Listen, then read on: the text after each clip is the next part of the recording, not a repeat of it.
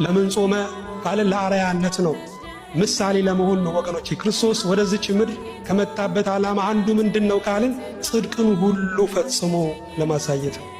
ምን አይነት ሰዎች መሆን እንዳለብን ለማሳየት ነው ወገኖቼ። ክርስትና ማለት ባጭሩ ክርስቶስን መስሎ መኖር ነው። ክር መርፌ ላይ ከታሰረ እኮ መርፌው ባለፈበት ሁሉ ምኑ ያልፋል፣ ክርም እየተከተለ ያልፋል። እኛም በእምነት ክርስቶስ ላይ እስከታሰርን ድረስ ክርስቶስ ባለፈበት ነገር ሁሉ እናልፋለን። ክርስቶስ ባለፈበት ትሕትና፣ ክርስቶስ ባለፈበት ጾም፣ ጸሎት፣ ክርስቶስ ባለፈበት ቸርነትና ደግነት እናልፋለን። ለምን? ክርስትና ማለት እሱን መስሎ መኖር ስለሆነ ወገኖች። የክርስትና የመንፈሳዊ ሕይወት መለኪያው መስፈርቱም በእኔ ቦታ ጌታ ቢሆን ኖሮ ምንድን ነበር የሚያደርገው? ክርስቶስ በድሆች ፊት ቢቆም ምንድን ነው የሚያደርገው? ተቸግረው በሚያለቅሱ ሰዎች ፊት ቢቆም ክርስቶስ ምንድን ነው የሚያደርገው? እሱ የሚያደርገውን ደግሞ ማድረግ ይሄ ክርስቶስ